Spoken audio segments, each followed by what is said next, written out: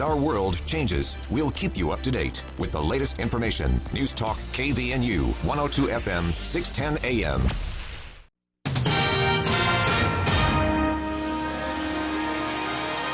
KVNU News Time is 5:05. I'm Bill Walter with this news update brought to you by Mount Logan Laundry. A 34-year-old Providence man has been arrested on suspicion of raping a teenage girl outside a Providence apartment complex last year. Lake Lang Amu was booked into the Cache County Jail after a judge issued a warrant for his arrest in December. According to the warrant affidavit, a juvenile contacted Cache County Sheriff's deputies in October, alleging Amu had inappropriately touched her. Both were residents in the same housing complex. The juvenile described how after the incident, Amu obtained her phone number and Facebook profile and began requesting the two meet again. When she complied, he allegedly pulled her behind a dumpster and raped her. The girl said the suspect held her wrists and covered her mouth so she couldn't push him away or scream. The affidavit stated deputies conducted a recorded phone conversation between Amu and the alleged victim. During the call, he reportedly admitted to having sex and inappropriately touching the girl. In November, deputies attempted to make contact with Amu at his apartment, but no one would answer the door. They later learned the suspect had been evicted and fled to Washington. According to jail records, Amu was booked Friday night on suspicion of rape, a first-degree felony, and forcible sexual abuse, a second-degree felony. He is being held without bail pending arraignment in First District Court on formal charges. KVNU News Time is 5:06. KVNU weather for tonight. A little bit of everything in our forecast.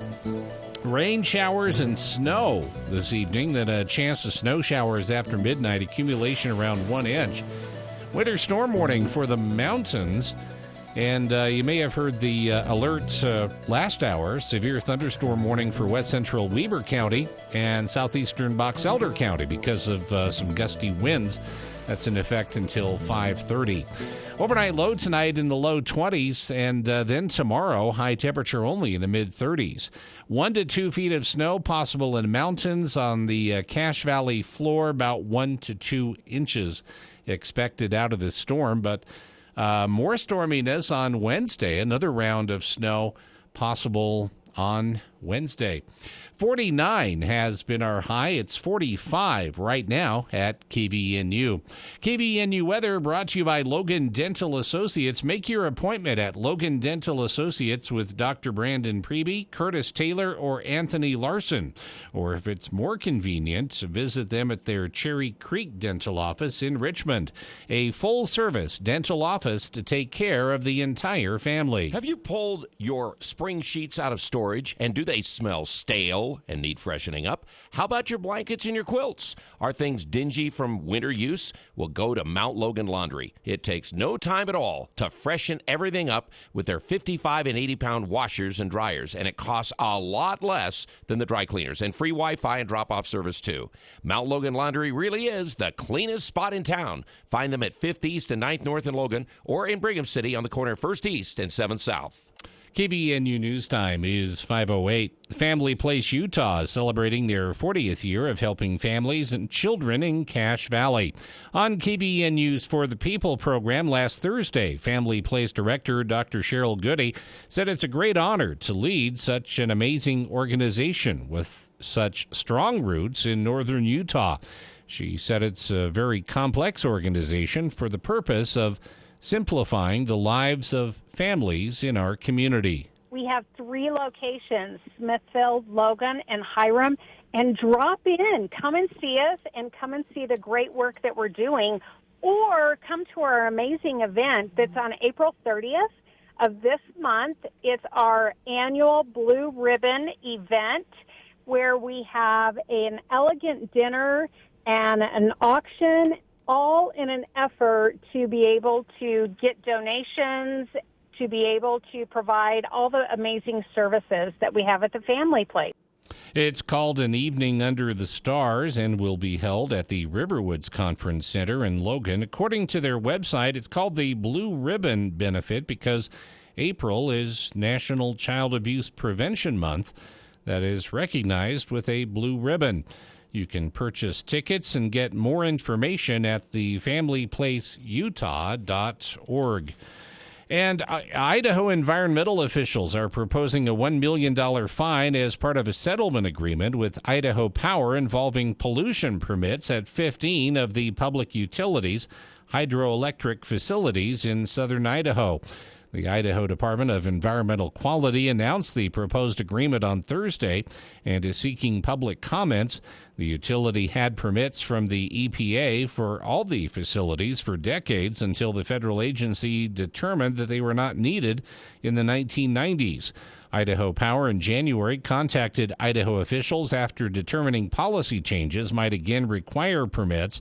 Idaho Power says it's self-reported because it wants to be proactive in protecting the environment.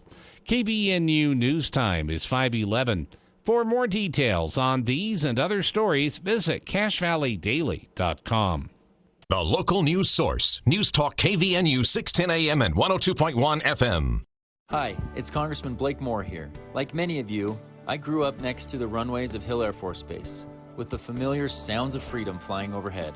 Utah's defense industry has doubled since 2015, making up 10% of our state's GDP and supporting over 200,000 jobs. As Utah's only representative on the Armed Services Committee, my number one priority has been meeting the needs of Hill Air Force Base. That means fighting for the F-35 program, nuclear modernization, and a locality pay that covers Utahns' living expenses.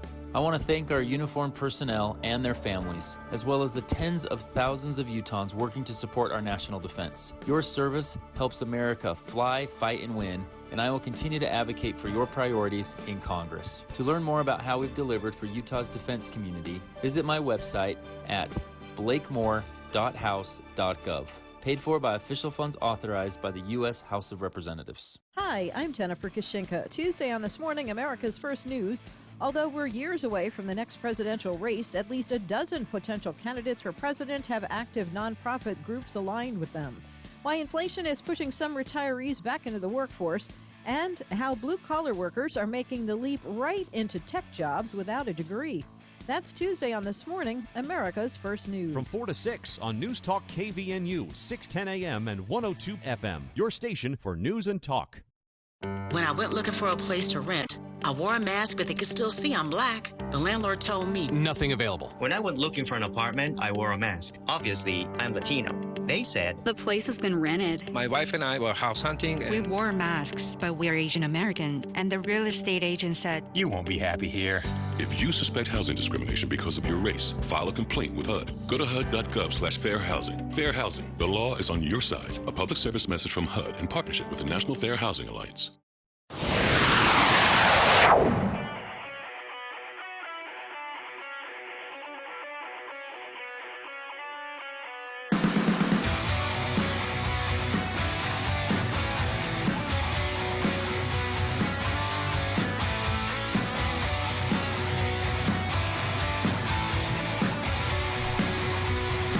Welcome back to KVN News for the People.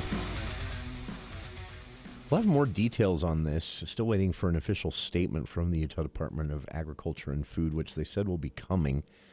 But news today that a cease and desist order had been issued on a Midvale meat processing company that sells meat throughout the state.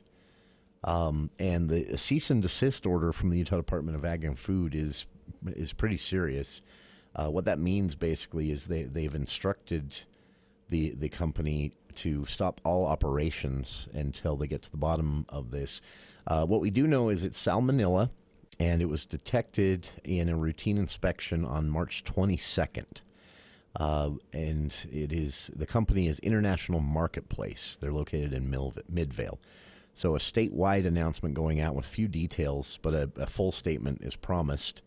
They're saying anyone who's purchased meat, processed or produced in any way, packaged even by International Marketplace, regardless of where you purchased it, throw it in the garbage or take it back if you bought it on or after March 22nd. So that was the announcement from the Utah Department of Agriculture and Food. They said they would have a statement with full details on what this is all about, how it came about, coming in the next 30 minutes or so. So stay tuned. We'll have that before the end of the hour, I'm sure. All right. It is... I don't think I've heard of that before. I was Googling as fast as I could because I saw this update during the break. And so I'm searching as fast as I could. To my recollection, this is only the third. This is the third cease and desist I remember in my lifetime from the Utah Department of Agriculture and Food. So it'll be interesting. A report out from the state on this. This is kind of a forgotten issue because it was controversial during its debate and passage, and then once passed, like many things, especially if they're culture war issues, people get really emotional and attached to a certain outcome, and then they either win the argument or lose the argument in a legislative vote. The bill passes or fails, and then everybody moves on with their lives and nothing horrible happens. Or something horrible happens and they realize the bill was a huge mistake and they repeal it the next year.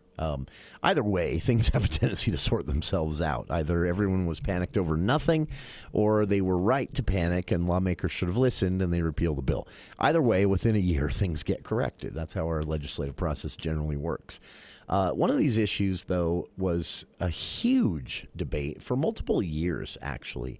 I know State Senator Todd Weiler took a swipe at it once and got his hand bitten by some people who were very passionate about this, constituents of his and other parts of the state.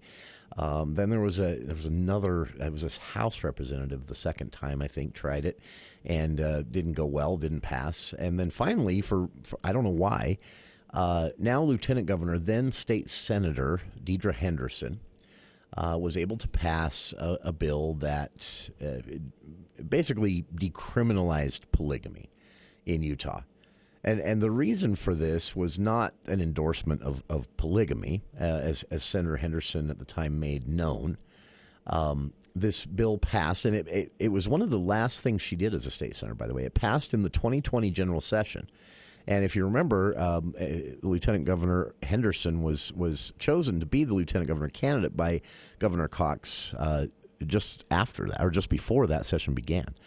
And then, of course, they won in the June primary. So she was still a state senator, though, in the early part of 2020, and she ran this bill, one of the set of, I think, 6 bills she ran as state senator that year. And it passed. And what it did basically was passed in 2020, went into effect, I think, June of 2020, and it did not legalize polygamy. This is a funky little thing that happens with the law, not just in Utah, everywhere, but there's legalizing, which says, have at it. And there's decriminalizing, which means it might still be illegal on the books, but if you are arrested and convicted of this crime, you're going to pay a fine. For example, speeding is considered for the most part a decriminalized crime. Speeding is a crime. When you get that ticket and pay your court fine, you're basically confessing to a crime and plea dealing out by paying the fine. Or I guess you can choose not to and go to jail. I actually have known some people that spent a weekend in jail because they were that convinced they did not deserve that speeding ticket. They don't do that often, though, because the jails are pretty crowded. But it is speeding, for example, again, considered a decriminalized crime because nothing that bad is going to happen to you if you're caught speeding. Although I don't recommend it because of the risk to life and limb, yours and others. That's kind of what happened with decriminalizing polygamy. So again, not legalized, just decriminalized. Polygamy and bigamy, both referenced specifically in statute, had been a third-degree felony and punishable by potentially a lengthy prison sentence. What the bill in 2020 did was change it to an infraction on par with a speeding ticket, decriminalizing it. So it's still illegal on the books. But the worst thing that's going to happen to anyone charged, and I guarantee this happens to no one unless it's part of a broader set of charges, because prosecutors will sometimes throw everything they can into a bucket of charges against a certain person, hoping to see most of it stick or use it as a bartering tool for a plea deal. We'll take this off if you plea out and save us all a bunch of time. That's really, I would guess, the only time you'll see this come up. But if it does come up, it will be a fine, akin to a speeding ticket for polygamy here in Utah. Lieutenant Governor Deidre Henderson, who sponsored the bill again in 2020, when she was defending the bill against questions, she said, these are consenting adults. Anyone who still commits bigamy, the traditional sense of bigamy, where they're married to someone and they go fraudulently marry someone else, that's a third-degree felony. Or if they try to coerce someone into purporting to marry them for nefarious reasons, that's also a third-degree felony. This bill doesn't change that.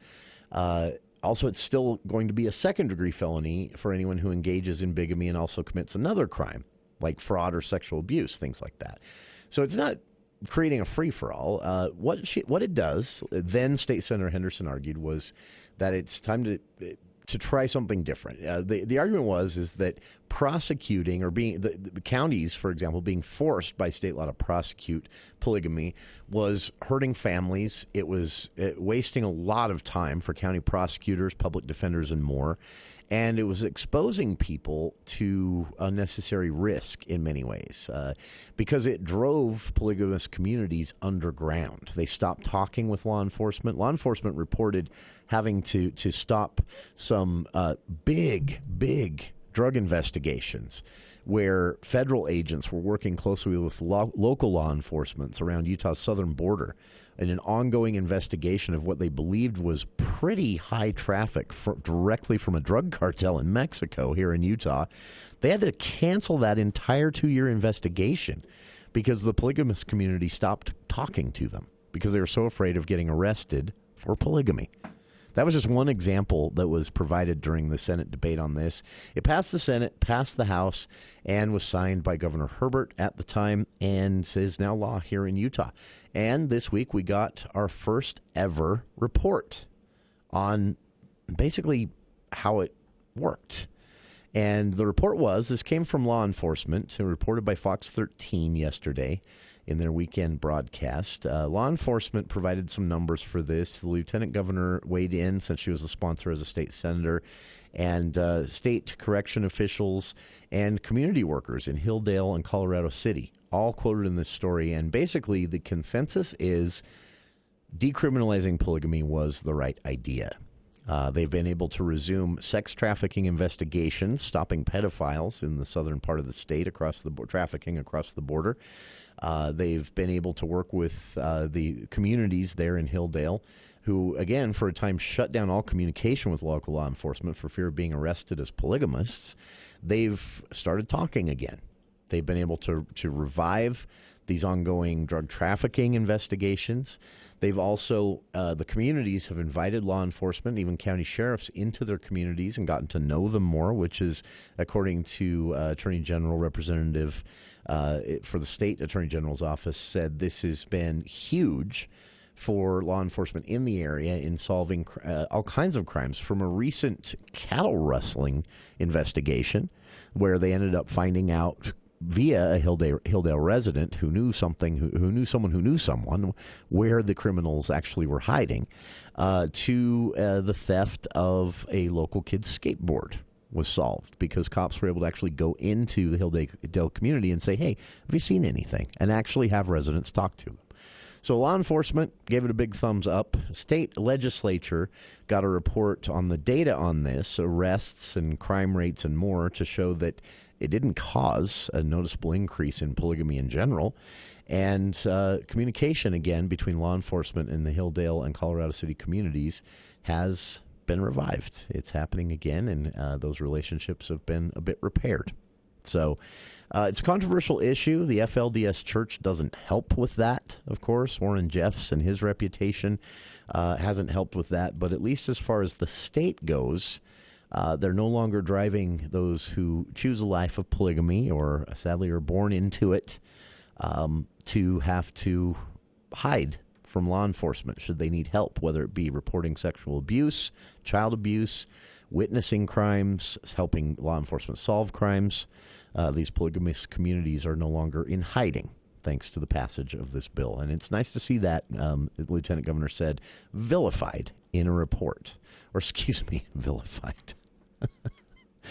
Legitimized by this report that her bill has made things a lot better there on the Utah-Arizona border. That's what this was targeted at. So check it out. The full report, made available by the state with data from law enforcement, social workers, and more, is linked on our Facebook page, and we'll be back right after this.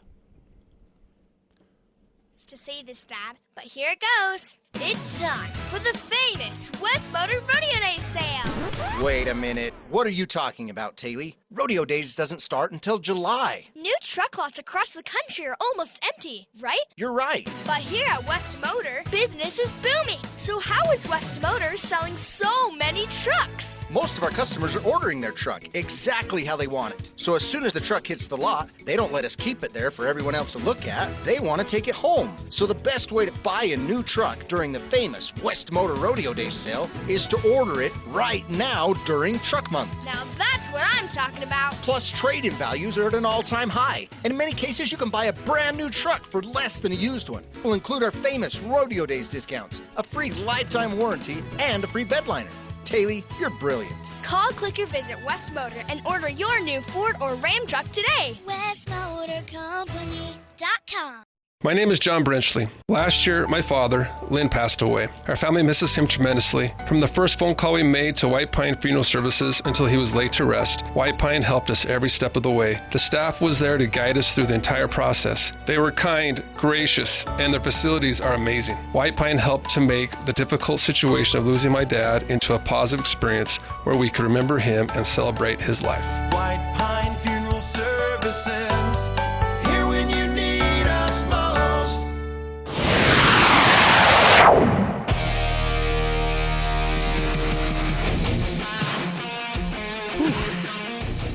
It's Research Week at Utah State University.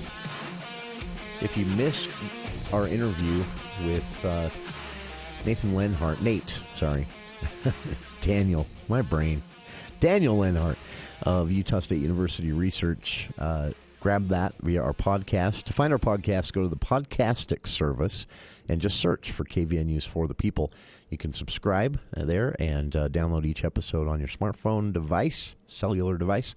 And I'm trying to bring that word back, Bill. No one says cellular device anymore, and they should. They just say device or, cell phone. Yeah, it should be cellular device just to be fancy. Does anybody really say smartphone anymore? Because, most phones are smartphones. When you're referring to it in a technical way, in some kind of a technical story, or you're referring to a specific device or discussing it in a news story. So, AP says it's smartphone, not hyphenated. But yeah, generally in public, people, it's just phone. Yeah. But I think we should go back to cellular device to be fancy again. Anyway, USU. I want to flip my flip phone back.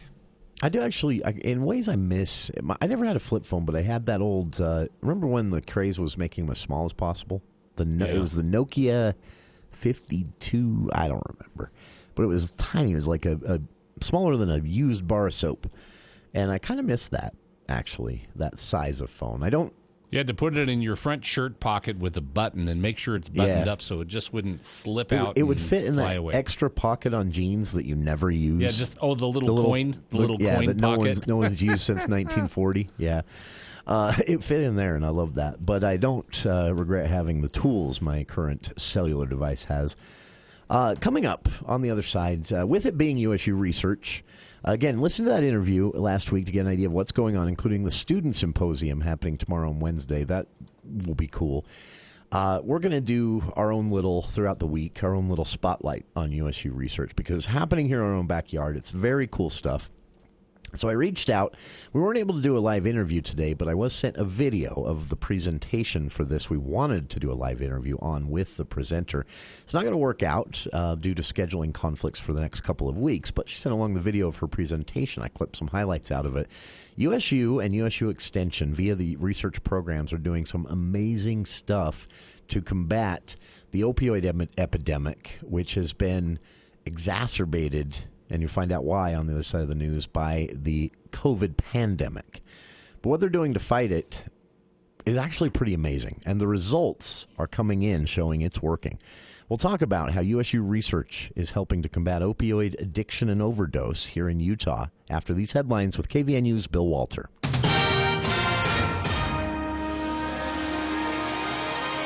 Thank you, Jason. KVNU News Time is 5:30, and the news is brought to you by the Duck Hunter.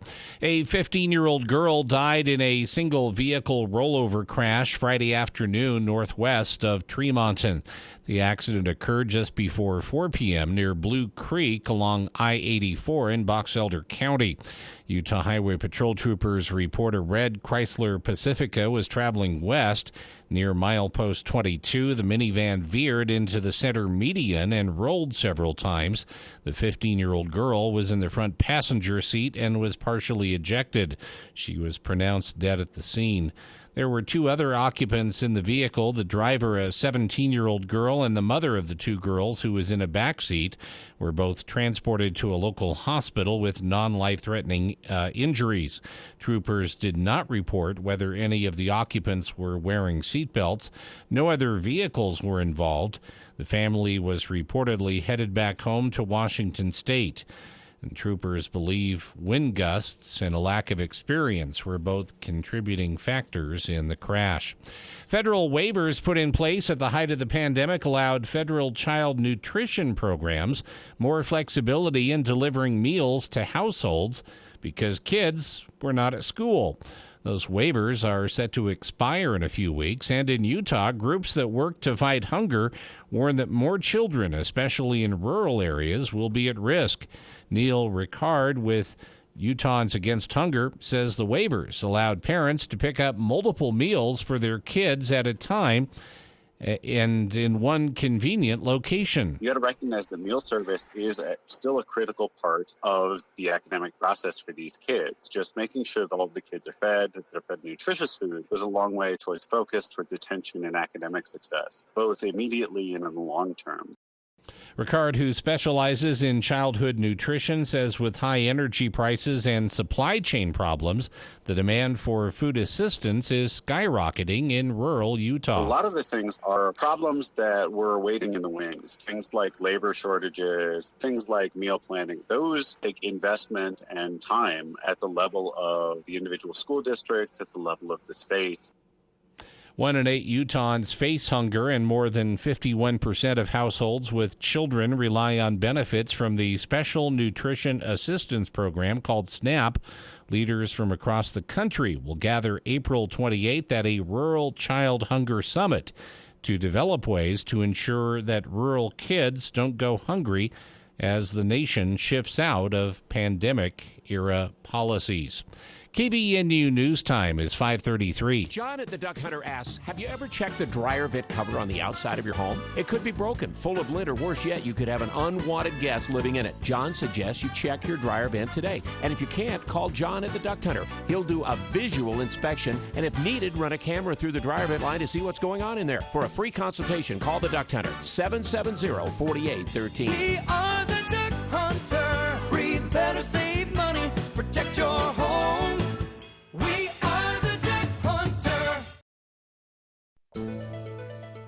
KVNU weather, winter storm warning in effect for the mountain areas for the next several days. Mostly cloudy, rain showers and snow this evening in the valleys.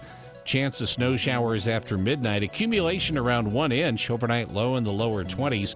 We will have southwest winds 10 to 20 miles an hour, shifting to the west around midnight. And then windy with southwest to west winds 15 to 25 miles an hour in the afternoon tomorrow. Snow showers likely in the morning. Snow showers likely. Slight chance of thunderstorms in the afternoon with about another inch accumulation possible of snow. So about 2 inches on the valley floor. High temperature tomorrow only in the mid-30s. Today's high was 49. Right now it's 41 at KBNU. KBNU weather brought to you by Napa Auto Parts. When you buy Napa Auto Parts, you're getting the best parts. If you need a new battery or wiper blades, pull into any of the 5 locally owned Napa stores. They will even help you install them. 5 locations of Napa Auto Parts from Preston to Providence. For more details on these and other stories, visit CashValleyDaily.com. Well, we have at this hour the closing numbers on Wall Street from Edward Jones. This is Senior Branch Office Administrator Tony Smith bringing you the daily financial market report for April 11th on behalf of Ted Karen and Edward Jones. Equities closed lower today with the S&P 500 down over 1.5% as yields continue to climb higher. The U.S. 10-year Treasury yield rose to 2.77%, the highest this year and not seen since March of 2019. This comes as Fed officials have noted that the Federal Reserve will not only continue with rate hikes, but also reduce its balance sheet at a rapid pace, likely starting in May. This has resulted in higher yields and downward pressure on equity markets, particularly the higher valuation and growth parts of the market. Meanwhile, crude oil prices fell sharply down around 4% to the $94 levels. Traditional safe haven assets like the U.S. dollar and gold were higher today as well. The Dow closed down 412 points at 34,309. The Nasdaq was down 299 points at 13,412.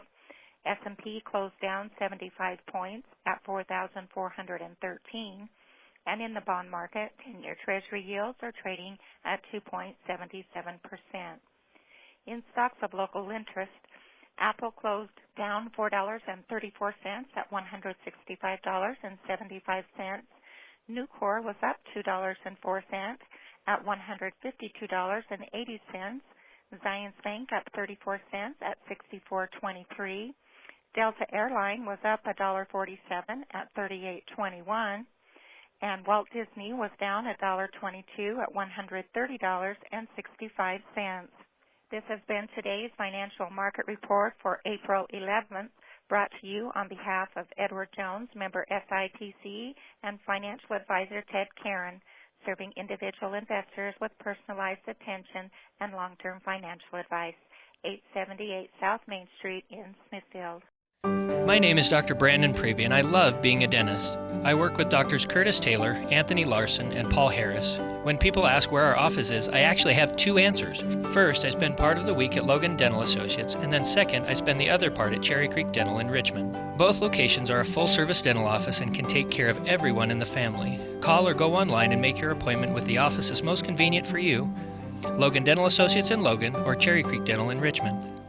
UNI Furniture is stocked up with a wide variety of home furnishings. You've heard us talk before about UNI's chair department, Chair Heaven. A big variety there means there's a good chance they're going to have the chair you're looking for. UNI also is your mattress headquarters, featuring Therapeutic and Maloof. In fact, UNI is a full-line Maloof dealer with all kinds of mattresses, headboards, adjustable bases, and even pillows and sheets. Also, try out the new Therapeutic Synthesis, a hybrid mattress with an inner spring and copper-infused memory foam. UNI has a big inventory in stock. It's ready for pickup or delivery. There's always a better buy at UNI Furniture, downtown Logan.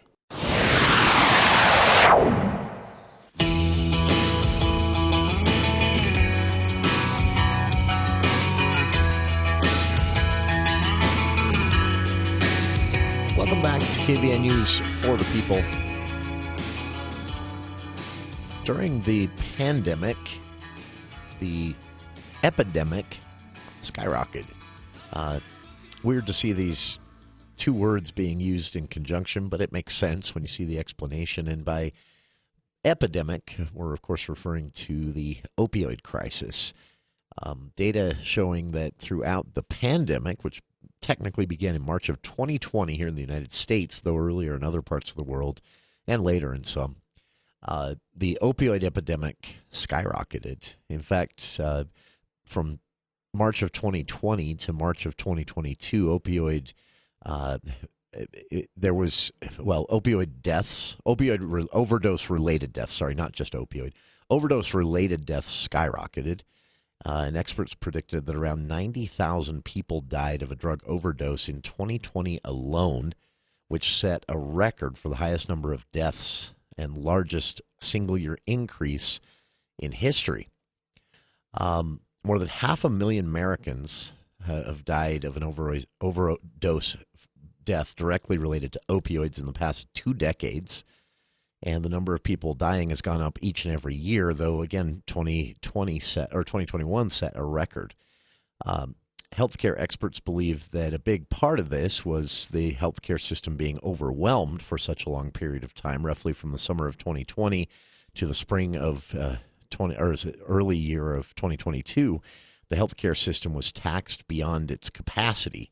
Healthcare worker shortages led to crises in care that extended out into even drug addiction and mental health treatment resources that were short-staffed because hospitals were pulling everyone they could in to treat patients with COVID-19, having a very adverse reaction to that virus. The numbers were so high for so long that a lot of these other areas of the profession went even more short-staffed than hospitals already were. So things are slowly getting back to normal on that front. So there is belief, at least, that some of these numbers will course correct back to where they were. But again, according to national data here in the U.S., overdoses directly related to opioids has continued to increase each and every year.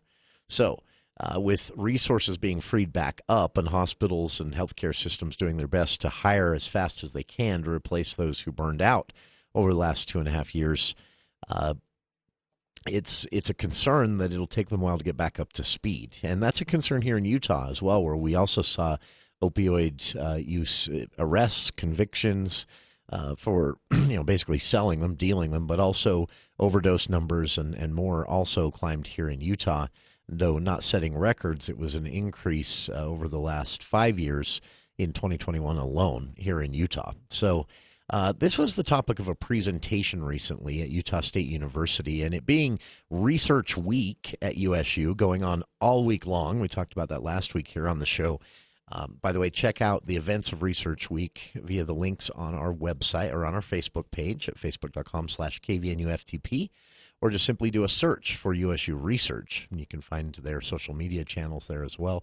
A lot of cool stuff going on, including tomorrow a student symposium where you can see the latest research being conducted by both graduate and undergraduate students in the USU various areas of USU Research. And it's just cool that this stuff's happening in our own backyard, even when it deals with a topic that's difficult to celebrate, like opioid addiction and overdoses.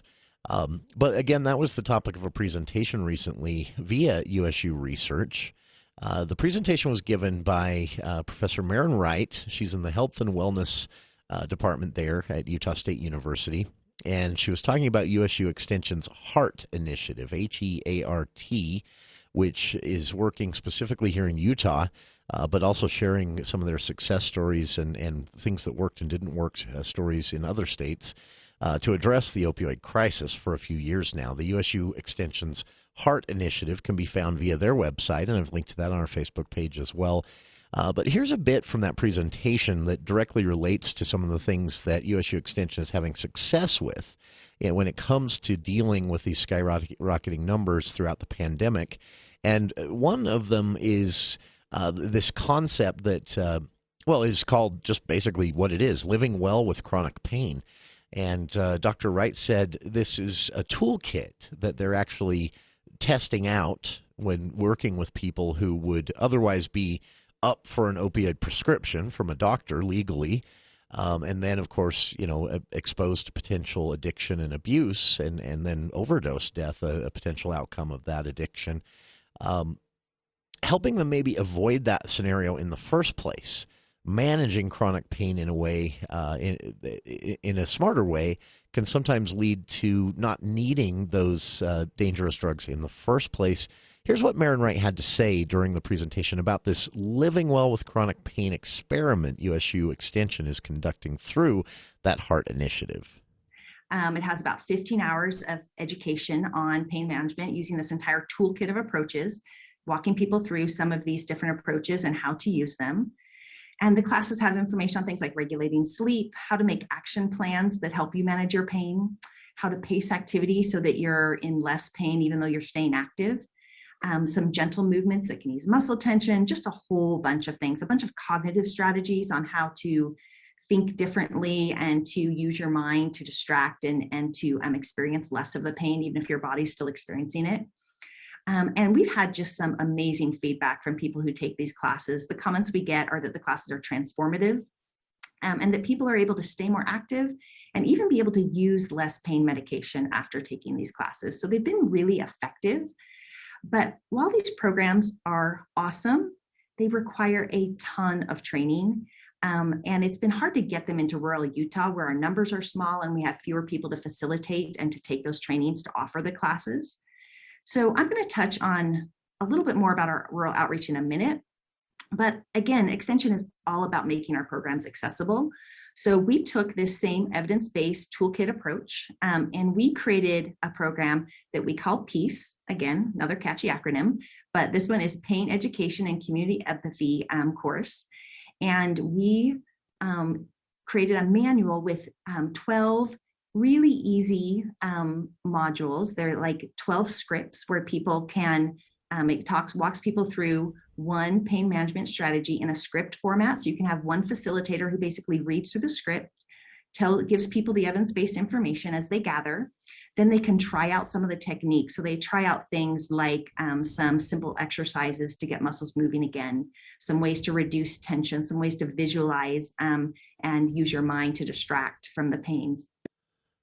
Wright said during the presentation that another area that USU Extension is having great success in finding innovative ways to combat the opioid epidemic here in Utah was through something called a professional peer support specialist, in which USU Extension, again through this HEART initiative, is actually recruiting people who have successfully completed treatment for opioid addiction, and they are training them to be support specialists for those who are just beginning to try to combat their own opioid addiction. Here's what Wright had to say about the success of that experiment. So we're listening to our community and doing what makes sense for our communities. And when we did that initial listening tour, we listened to people in recovery. And one of my good friends at Young People in Recovery told me how much it meant to him to give back to others who were struggling with substance use, and to do something to change those negative societal factors that really make it so hard to advance through recovery. He started a chapter of Young People in Recovery to be that difference, because he believed in the power of having a friend. And really, this idea of peer support is one of the most exciting things in the past decade in substance use treatment. You've probably heard of AA. They've had sponsors for forever. But finally, someone started to realize that that idea of a sponsor worked so well, people should get paid to do it. People in peer support, they don't need a college degree because they have a degree in life experience. One of our friends at USARA, which is one of Utah's biggest peer support networks, Mercedes, told me, "My mess is now my message." So in saying that, she's saying she's using her recovery story as a story of hope and healing to encourage others on the journey. And it's really powerful what happens when you have someone with experience helping you through the way. She's a trained and certified peer, and we need more of those. And finally, Marin Wright said during this presentation that despite the success of some of these innovative experiments, like the peer support network with paid staffers and the very simple, should be obvious, but wasn't being utilized very much here in Utah, at least until recently, the pain management classes offered free to those dealing with chronic pain. She said despite these more innovative approaches having great success, one thing they're finding true and tried success with are some of the foundational basics, the knowns of addiction treatment that we've known forever, regardless of what the specific addiction is.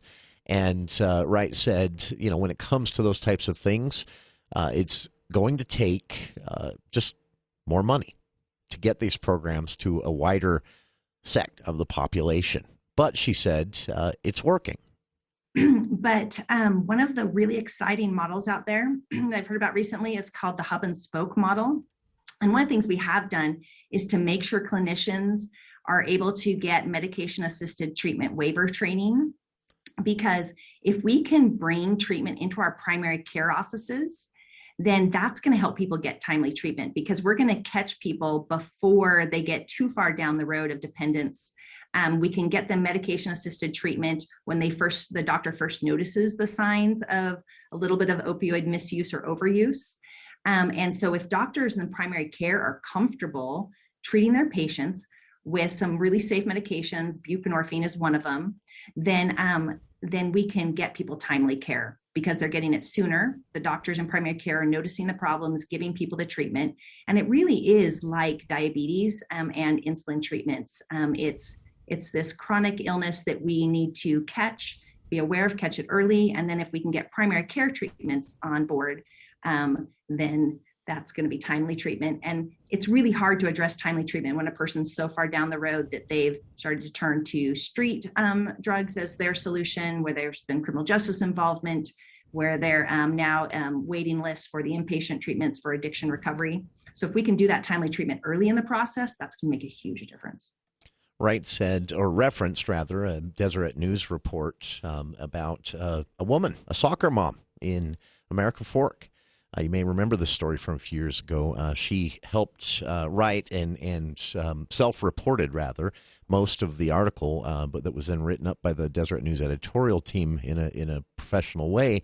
And she told her story of going from opioid use under a legal prescription to opioid addict getting the drug illegally, until when she found that was too hard to do, she and her husband driving into downtown Salt Lake City at 2 a.m. to buy heroin. And she talked about how none of this seemed weird to her because she was an addict, and that's how addiction works in your brain. But it happened in a matter of months. Wright referenced that story and said, when it comes to treating this, getting the primary care doctors to be that first frontline defense against opioid addiction is going to be key, and their research at USU shows again and again that fact. You can see Maren Wright-Voss's entire presentation. She's a faculty member of USU's Health and Wellness program, talking about USU Extension's ongoing HEART initiative for chronic pain management and combating the opioid crisis here in Utah. I've linked to that, both the video of the full presentation, about 2 hours long, on our Facebook page, and the USU Extension HEART Initiative website there as well. Check it out, and we'll be back with more of For the People right after this. This month we have an extraordinary opportunity to celebrate the grandeur and beauty of our planet Earth. From April 20th to the 23rd, Valley Recycling in Logan will host its annual Earth Day celebration. Bring in and recycle your scrap metal items to receive the highest prices of the year. Never in the Earth's history has recycling been more critical and impactful. Visit valleymetalrecycling.com for pricing and other information. April is National Child Abuse Prevention Month and is signified by a blue ribbon. The Family Place Utah is hosting its annual Blue Ribbon Benefit April 30th. All funds received go to their mission of strengthening families and protecting children. Tickets include dinner at the Riverwoods, as well as a live auction. Purchase your tickets at thefamilyplaceutah.org. There's also a virtual option to participate in a separate silent auction, which is free to the public. Mark your calendars for April 30th to attend the Family Place's Blue Ribbon Benefit event as we work together to strengthen families and protect children in our community. When the bills from your accident pile up, it's time for you to consider professional legal counsel. Get the BEAR, Berenson and Caldwell. I'm Amber Kazir. Berenson and Caldwell helped me get through an auto injury accident. It was not a situation I could have handled on my own. I needed an attorney because I was being harassed. With Berenson and Caldwell, I didn't feel like I had to worry about things. I couldn't deal with the pressure and the stress of it, and he took all that away. I would absolutely recommend them. I would get the BEAR. Visit BerensonLaw.com to instantly connect and receive a free case review of your injury. BerensonLaw.com. Tuesday edition, Clay Travis, Buck Sexton Show. We'll get the latest numbers on inflation, and it is not going to be pretty. What do those latest numbers tell us, and what can we expect going forward? We'll break it down for you. Plus, Buck, Biden says that he's got a gun violence plan to go after, quote, ghost guns because crime is soaring. Is this going to do anything? Why is he going after the Second Amendment? We'll talk about that coming up on Clay and Buck. 10 to 1 on News Talk KVNU, 102 FM at 610 AM. Mama, what does the chicken say? Dog. Cat. Giraffe. Giraffe, really? Giraffe. You're not going to get it all right. Just make sure you nail the big stuff, like making sure your kids are buckled correctly in the right seat for their age and size. Get it right. Visit NHTSA.gov/the right seat. Brought to you by the National Highway Traffic Safety Administration and the Ad Council.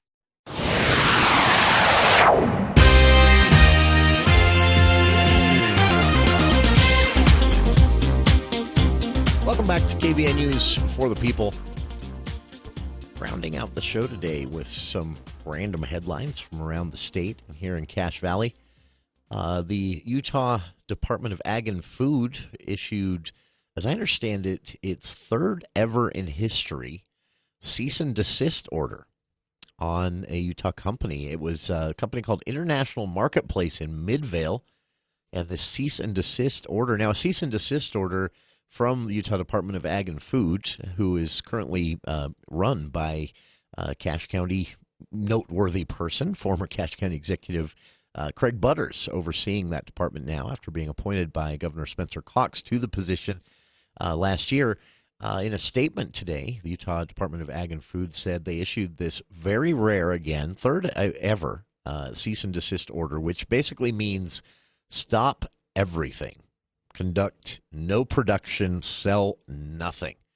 The cease and desist order came after a very routine inspection found Salmonella enterica on site. The inspection happened on March 22nd, that routine inspection, and they waited this long to issue the cease and desist order, the Utah Department of Ag and Food says, because they wanted to retest and make sure, knowing this would have a huge impact on International Marketplace as a business, they wanted to retest and confirm the laboratory results.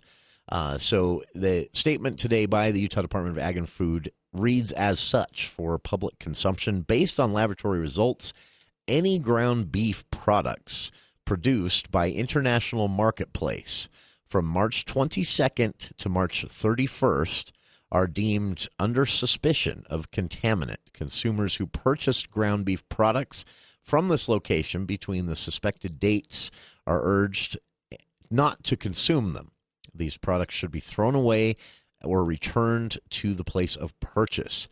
And then, of course, the statement includes, a statement on the risks of eating food contaminated with salmonella and what can happen. Serious illness, basically, is what can take place. And that illness, even if not serious, can last up to 8 to 10 days. Most individuals recover without any kind of treatment, just very sick, flu-like symptoms for a really long time. But older adults and infants, due to the severity of the dehydration and diarrhea that comes along with salmonella poisoning, people with weakened immune systems can be at risk for a lengthy hospital stay. Even death has occurred before here in Utah.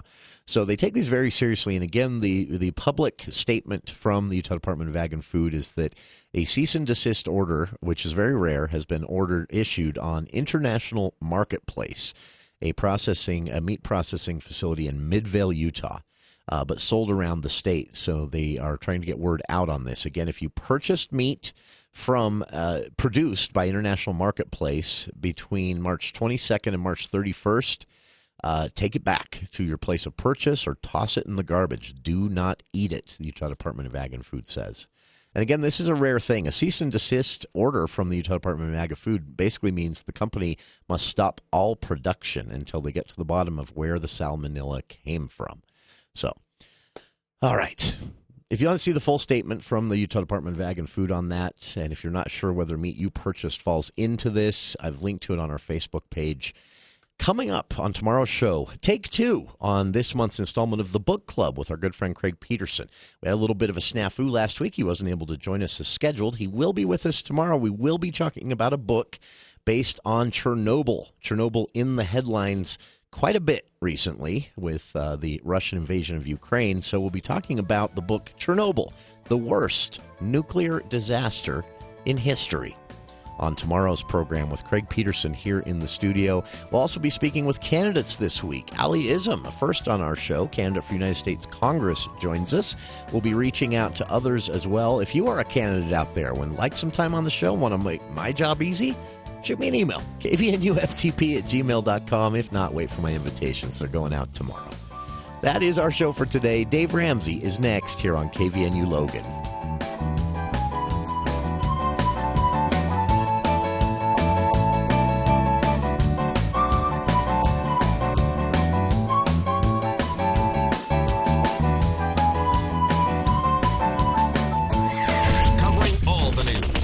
Stay with 610 AM and 102.1 FM. Breaking news and stimulating talk. News Talk KVN.